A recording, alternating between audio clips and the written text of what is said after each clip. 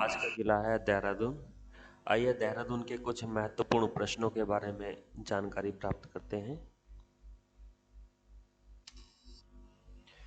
तो देहरादून नगर जो है बाह्य और मध्य हिमालय के बीच में स्थित दून घाटी में बसा है।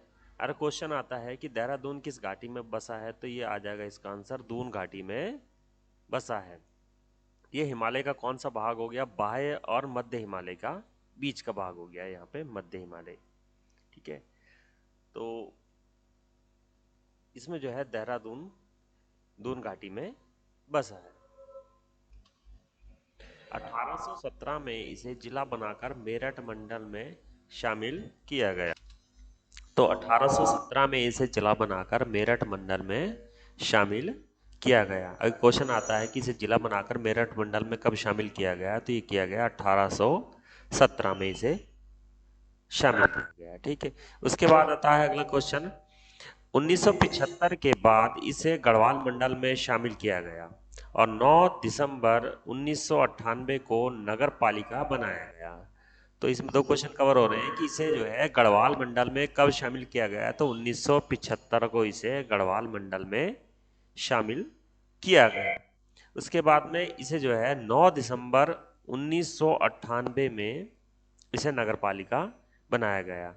यानी कि अभी ये उत्तराखंड अभी नहीं बनना है, उससे पहले की बात चल रही है। तो 1975 में इसे गढ़वाल मंडल में शामिल कर दिया गया।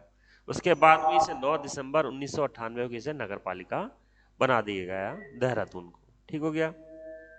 1699 में पंजाब से आए गुरु राम राय ने यहाँ एक गुरुद्वारा बनवाया था, जो कि आज नगर के केंद्र में स्थित है। तो 1699 में जो है गुरु राम राय जी आए और उन्होंने यहाँ पर एक गुरुद्वारे का निर्माण किया, और ये जो है केंद्र के बीच में स्थित है। तो गुरु राम राय ने गुरुद्वारा कब बनाया? तो ये बनाया 1699 में। यहाँ पे क्वेश्चन का आंसर हो जाएगा। उसके बाद जो है अगला पॉइंट है, इतिहासकार इसका पूर्व नाम जो है पृथ्वीपुर बताते हैं। अगर पूछा जाए देहरादून का पुराना नाम क्या है या पूर्व नाम क्या है, तो पृथ्वीपुर। ठीक हो गया।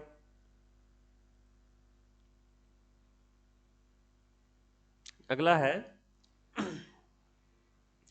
1804 तक यह क्षेत्र गढ़वाल नरेशों के अधीन रहा और 1804 से 1815 तक गोरखा शासकों के अधीन रहा तथा 1815 से स्वतंत्रता तक जो है ब्रिटिश शासकों के अधीन रहा। तो अगर कभी क्वेश्चन पूछा जाता है कि 1804 तक यह क्षेत्र किसके अधीन रहा, तो गढ़वाल नरेशों के अधीन रहा। जितने भी गढ़वाल के नरेश थे उनके अधीन रहा। कब तक रहा? ये 1804 तक रहा। उसके बाद में 1804 से 1815 तक ये गोरखाओं के शासन में चला गया। तब तक जो है इसमें देहरादून में जो है क्या कहते हैं, इसने शासन किया। किन्होंने किया? गोरखाओं ने शासन किया। उसके बाद 1815 से और स्वतंत्रता तक ये जो है ब्रिटिश शासकों के अधीन रहा। ठीक हो गया। इस नगर के प्रमुख स्थल जो है ये है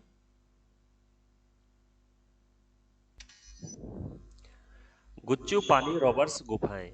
देहरादून से करीब 8 किलोमीटर दूर पहाड़ों से आच्छादित रॉबर्ट्स गुफाएं, कैब गुफाएं जो हैं गुच्चू पानी के नाम से जानी जाती है। क्वेश्चन आता रहता है कि गुच्चू पानी रॉबर्ट्स गुफाएं कहाँ पर है, तो ये देहरादून में है। तो इनको जो रॉबर्ट्स गुफाएं भी कहा जाता है।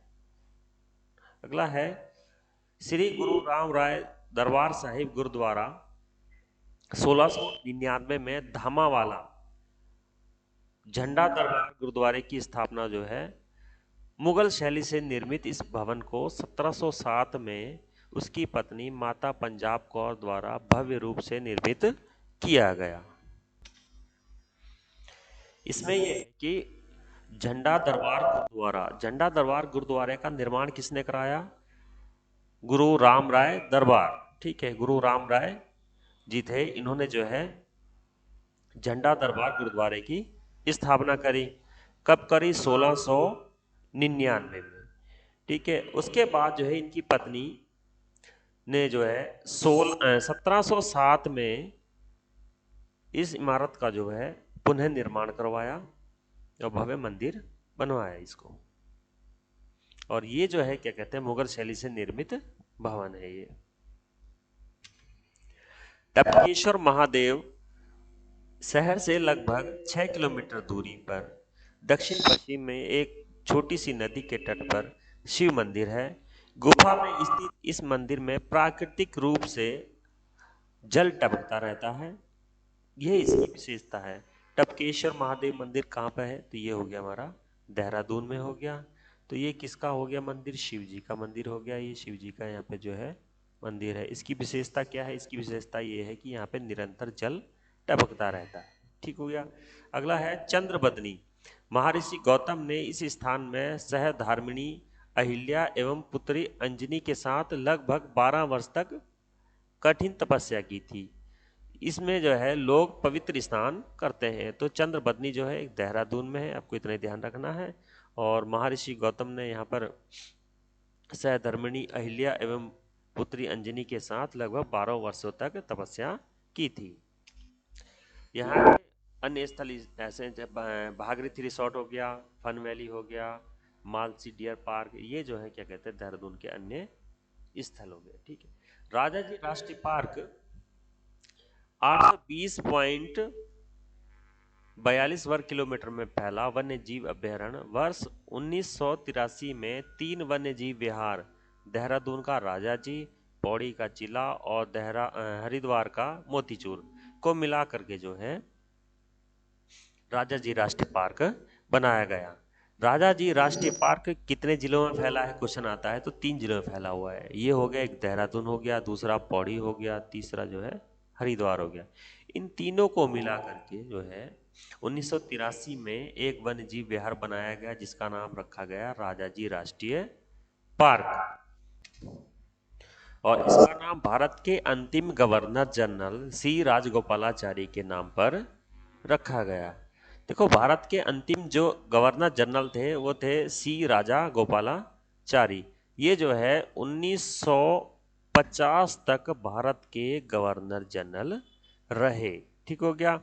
इससे पहले जो है थे लॉर्ड माउंटबेटन। लॉर्ड माउंटबेटन जो है 1947 से ये रहे 48 तक, 1948 तक। क्वेश्चन इसमें दो तरह के आते हैं। इसमें कभी कभी पूछा जाता है कि भारत की अंतिम वायसराय कौन थे? तो भारत के अंतिम जो वायसराय थे, वायसराय, वो थे लॉर्ड माउंटबेटन। ये हो गए बेटन। ठीक है। तो क्वेश्चन आ जाता है कभी कि भारत के अंतिम वायसराय कौन थे? तो वो हो जाएंगे लॉर्ड माउंट बेटन। ये कब से कब तक रहे? 1947 से 1948 तक। उसके बाद में अगर क्वेश्चन आता है कि भारत के प्रथम गवर्नर जनरल कौन थे? भारत के प्रथम गवर्नर जनरल कौन थे? वो थे सी राजगोपालाचारी। सी राजगोपालाचारी ये जो है भारत के प्रथम जो है गवर्नर जनरल थे। कौन? भारतीय थे और स्वतंत्र भारत के थे। ठीक है। तो क्वेश्चन को इसको थोड़ा सा देख लेना ध्यान से। ये कभी कभी घुमा फिरा के पूछ लिया जाता है कि भारत के अंतिम गवर्नर जनरल कौन थे, प्रथम गवर्नर जनरल कौन थे। तो ये जो है क्या कहते हैं, आप थोड़ा सा इसको ध्यान में रखेंगे। अगला है सहस्त्र धारा। इसका जल गंधक युक्त है। अनेक समूह में धाराएं बहने के कारण इस स्थल को सहस्त्र धारा के नाम से जाना जाता है। तो सहस्त्र धारा कहाँ पे हो गया? ये हो गया देहरादून में हो गया। इसका जल कैसा है? गंधक युक्त है। अनेक समूह में बहने के कारण, इनकी धाराएं जो बहने के कारण जो है इसको सहस्त्र धारा कहा जाता है। अगला पॉइंट आता है 4 सिद्धपीठ दत्तात्रेय भगवान के 84 सिद्धपीठों में से 4 जो हैं सिद्धपीठ देहरादून में स्थापित हैं। तो 84 सिद्धपीठों में से 4 जो हैं हमारे देहरादून में स्थापित हैं। 4 सिद्धपीठ, 84 सिद्धपीठ है टोटल पूरे भारत में। और ये किससे संबंधित हैं? ये दत्तात्रेय भगवान से संबंधित हैं। इसमें पहला सिद्धपीठ है लक्ष्मण सिद्धपीठ हो गया, दूसरा कालू सिद्धपीठ हो गया, माणक सिद्धपीठ हो गया, मांडू सिद्धपीठ हो गया। तो ये चारों के चारों जो कहाँ पर हैं? ये देहरादून में ही हैं। इनका संबंध किससे है? इनका संबंध है ऋषि दंतात्रेय से है। ठीक है। ऋषि दंतात्रेय जो थे इनसे संबंधित है। अगला पॉइंट आता है अगला पॉइंट है जौनसार बाबर क्षेत्र। देहरादून का यह जनजातीय क्षेत्र शहर से उत्तर पश्चिम में स्थित है। सिंपल सा क्वेश्चन पूछा जाता है इसमें, जौनसार बावर क्षेत्र कहाँ पर है, तो देहरादून में। ठीक हो गया, इस क्वेश्चन को थोड़ा ध्यान रखेंगे, बहुत ज़्यादा पूछे जाते हैं क्वेश्चन कि जौनसार बावर क्षेत्र कहाँ पर स्थित है, ये हो गया देहरादून में। ठीक हो गया। अगला है कालसी चक्राता त्यूनी तहसील के क्षेत्र के अंतर्गत आता है। यह क्षेत्र सामान्यतः यमुना और टोंस नदियों के मध्य में स्थित है। कालसी यहाँ जौनसर बावर क्षेत्र का यमुना के किनारे स्थित प्रसिद्ध चित्रशिला पाली भाषा में अशोक के लेख उत्कीर्ण है, जो कि ब्राह्मी लिपि में लिखे गए हैं। अगर क्वेश्चन आता है कि कालसी किन नदियों के मध्य में स्थित है, तो टोंस और यमुना नदियों के मध्य में क्या है, कालसी बसा है। ठीक हो गया। और किस तहसील के अंतर्गत आता है, ये त्यूनी तहसील के अंतर्गत आता है। और ये जो है जौनसार बाबर क्षेत्र का, यहाँ पर लोग जो है निवास करते हैं। और यहाँ से जो है अशोक के एक शिलालेख मिला है, जिसका पाली भाषा में लिखा हुआ है और इसकी ब्राह्मी लिपि है। तो अशोक का शिलालेख देहरादून से मिला है। कहाँ से मिला है, कालसी से मिला है। ऐसा भी क्वेश्चन पूछा जाता है। तो किस लिपि में लिखा हुआ है, तो ब्राह्मी लिपि में लिखा हुआ है, पाली भाषा है इसकी। तो इस तरह से एक जो है उत्तराखंड का क्वेश्चन ये बन जाता है कि अशोक कालीन शिलालेख कहाँ से प्राप्त हुए हैं, तो ये मिले हुए हैं कालसी देहरादून से। इसकी भाषा क्या है, पाली भाषा है। और ब्राह्मी क्या है, लिपि क्या है इसकी, ब्राह्मी लिपि है। कालसी किन दो नदियों के बीच में स्थित है, तो ये जो है यमुना और टोंस नदियों के मध्य में स्थित है। और किस तहसील के अंतर्गत आता है, तो ये आता है त्यूनी तहसील के अंतर्गत आता है। अगला पॉइंट आता है लाखा मंडल। यह महाभारत काल में लाक्षागृह यहीं बनाया गया था। यहाँ लाखों मूर्तियों का भंडार है। यहाँ एक उत्तराखंड शैली का शिव मंदिर दर्शनीय स्थल है। यहाँ शिवलिंग पर निरंतर जल टपकता रहता है। तो यहाँ पर जो है लाखा मंडल कहाँ पे हो गया, देहरादून में हो गया। महाभारत काल में लाक्षागृह यहीं पर ही बनाया गया था। लाक्षागृह का मतलब है लाशों का ग्रह। तो शायद हो सकता है युद्ध वगैरह काफ़ी चला है महाभारत काल में, तो लाक्षागृह यहीं बना दिया गया हो। तो यहाँ पर जो है लाखों मूर्तियों की मूर्तियाँ भी हैं, भंडार पाया गया, लाखों मूर्तियों का भंडार भी यहाँ पे पाया गया है। तो यहाँ पर जो है उत्तराखंड शैली का शिव मंदिर एक दर्शनीय स्थल है। यहाँ पे एक शिव जी का मंदिर भी है, जिस पर निरंतर जल टपकता रहता है। क्वेश्चन आता है कि लाखा मंडल कहाँ पे है, तो सिंपल सी बात है देहरादून। लाखों मूर्तियों का कहाँ पाई गई हैं, तो ये लाखा मंडल में पाई गई हैं। कहाँ पर है, देहरादून में। सिंपल से 2-3 क्वेश्चन आते हैं, आपको याद हो गए होंगे। अगला है बैराटगढ़। यह महाभारत काल में पुलिंद राजा विराट की राजधानी था। विराट की पुत्री उत्तरा से अर्जुन पुत्र अभिमन्यु का विवाह यहीं हुआ था। तो बैराटगढ़ कहाँ है, सिंपल सी बात है, बैराटगढ़ जो है देहरादून में है। बाकी ये चीज़ें तो कम ही पूछी जाती हैं, तो आपको सिंपल से ध्यान रखना है कि बैराटगढ़ कहाँ पे है, तो देहरादून में है।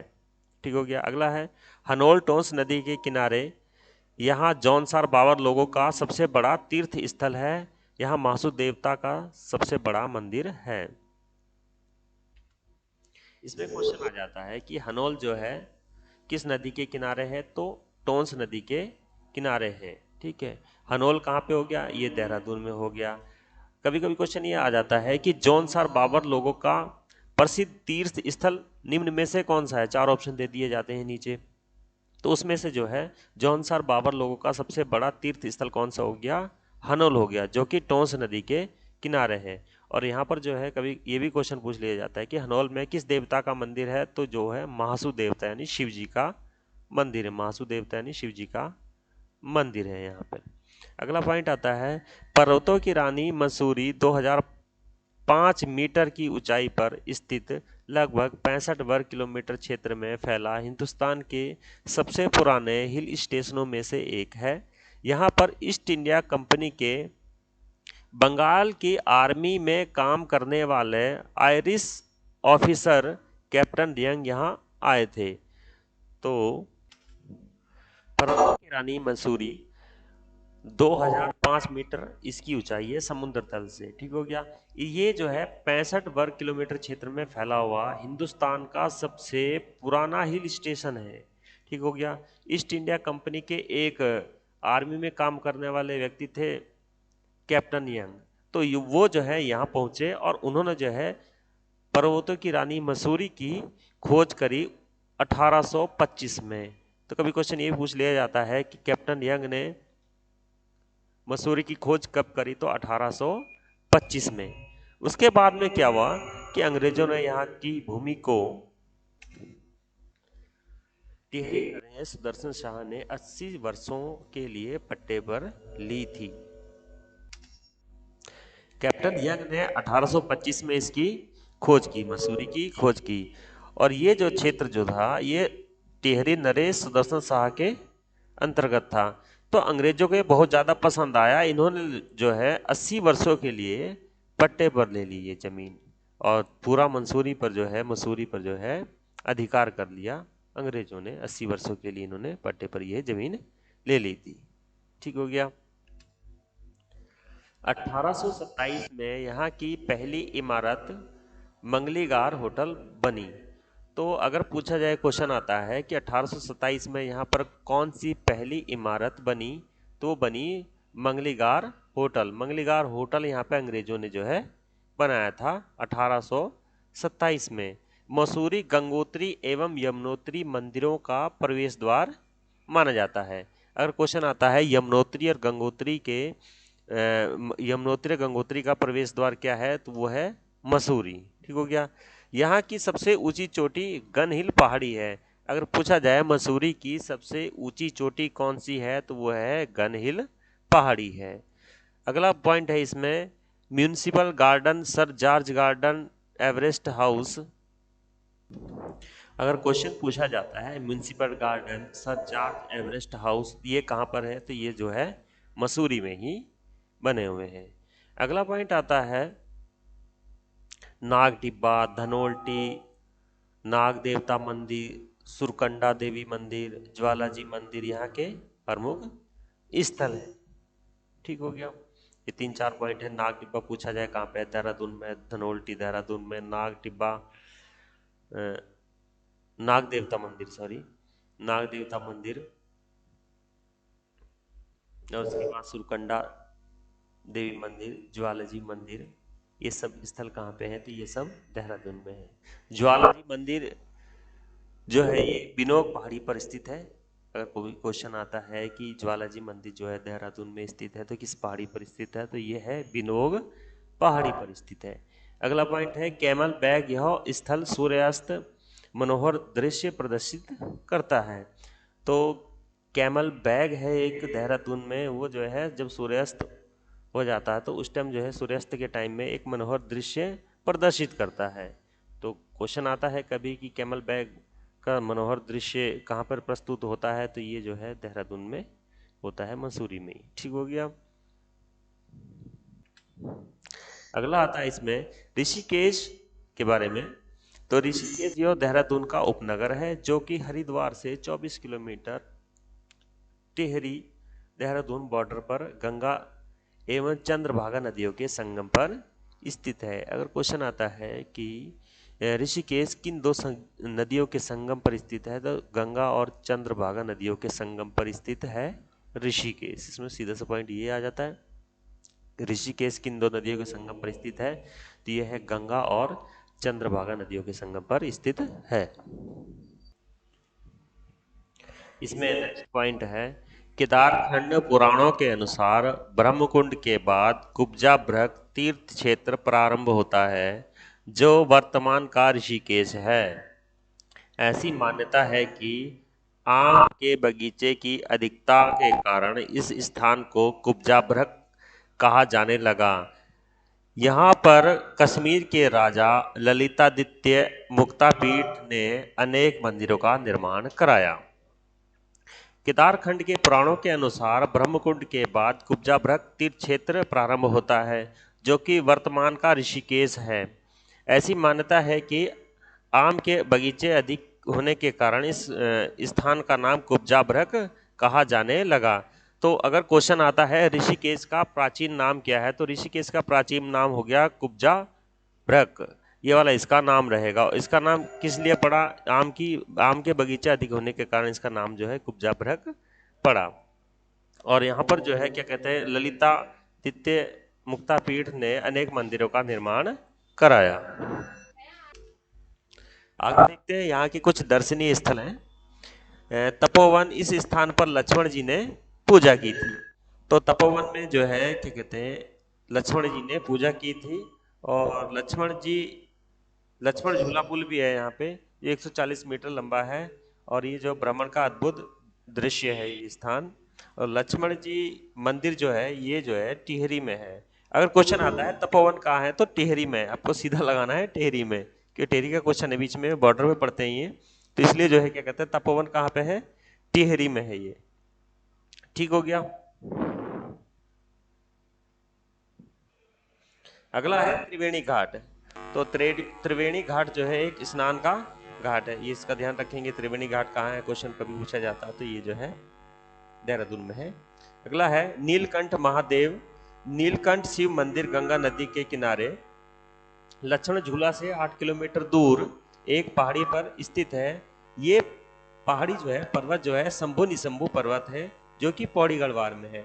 अगर क्वेश्चन पूछा जाता है कि नीलकंठ महादेव मंदिर कहाँ पे है, तो ये जो है पौड़ी में है। और यहाँ पर जो है शिव जी का एक मंदिर है, और लक्ष्मण झूला से जो है क्या कहते हैं 8 किलोमीटर दूर है। तो सीधा सा पूछा जाएगा, क्वेश्चन आएगा तो क्या कहते हैं कि नीलकंठ महादेव मंदिर कहाँ पे है, तो ये पौड़ी जिले में है। ठीक हो गया। और यहाँ पर जो पर्वत है वो कौन सा है, तो वो शंभु निशंभु पर्वत है यहाँ पे। ठीक है, ये भी ध्यान रखेंगे साथ में। अगला पॉइंट आता है भरत मंदिर, यह त्रिवेणी घाट के पास में स्थित है। तो पूछा जाए क्वेश्चन कि त्रिवेणी घाट और भरत मंदिर कहाँ पे है, तो पास में ही है ये दोनों, त्रिवेणी घाट और ये भरत मंदिर। ठीक हो गया, ये देहरादून में आते हैं। कैलाश निकेतन मंदिर, ये 13 मंजिल भवन से सभी देवी देवताओं की मूर्तियां देखी जा सकती है। यह स्थान पौड़ी गढ़वाल में है। तो सिंपल सा क्वेश्चन है, कैलाश निकेतन मंदिर कहाँ पे है, तो ये है पौड़ी में है। और यहाँ पर जो है 13 मंजिल भवन है यहाँ पे, और यहाँ पर सभी देवी देवताओं की मूर्तियां देखी जा सकती है। मतलब मूर्तियों का भंडार, एक तरह से कह सकते हैं कि मूर्तियों का भंडार यहाँ पर जो है देखने को मिल सकता है आपको कैलाश निकेतन मंदिर में। ये 13 मंजिल भवन है, ये कहाँ पर है, ये पौड़ी में है। अगला है शिवानंद झूला, जिसे राम झूला के नाम से भी जाना जाता है। तो ये जो क्या कहते हैं, ये देहरादून में शिवानंद झूला। इसके बाद है शत्रुघ्न मंदिर, यह मंदिर शत्रुघ्न को समर्पित है। और मुनि की रेती आपको ध्यान रखना है, ये भी जो है टिहरी में है। ठीक है, ये 2 पॉइंट है। मुनि की रेती कहाँ पर है, टिहरी में। ठीक हो गया। और बाकी देहरादून जिले में सिर्फ इतना ही। अगली कुछ अच्छी वीडियो के साथ मिलते हैं, तब तक के लिए जय हिंद।